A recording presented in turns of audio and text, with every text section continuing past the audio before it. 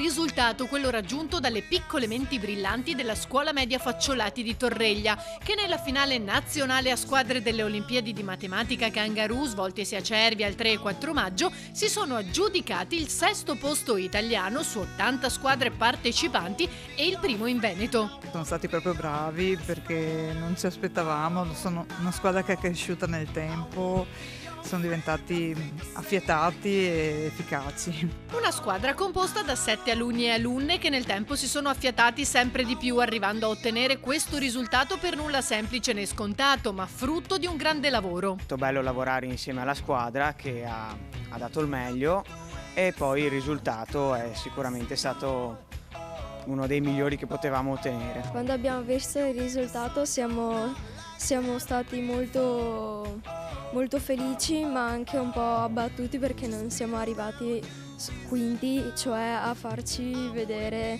proprio davanti a tutti. Mi aspettavo un buon risultato perché siamo degli ottimi studenti. Se ci si impegna tanto comunque ci si riesce. Io non ero così tanto bravo alle elementari in matematica, lo sono diventato col tempo. 2 le ragazze del gruppo. Mi sono molto divertita con la Noemi, che adesso è in gita, si chiama Noemi Carraro ed è in seconda B e diciamo che sarei stata contenta che fosse stata qua.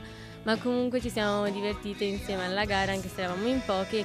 2 giorni che i campioncini porteranno nel cuore oltre l'eccellente risultato. Ci siamo divertiti quando eravamo in hotel, abbiamo fatto delle camminate in spiaggia nel mare e dopo quando toccava le gare ci siamo molto impegnati. Sono stati in grado di mettersi in gioco e credo che questa sia la loro carta vincente, cioè la capacità, la voglia di provare, di mettersi in discussione, di provare nuove esperienze e quindi sono molto orgogliosa di loro. Hanno saputo gestire un po' l'ansia che in queste competizioni è normale ci sia e mantenere appunto il sangue freddo per raggiungere un obiettivo comune.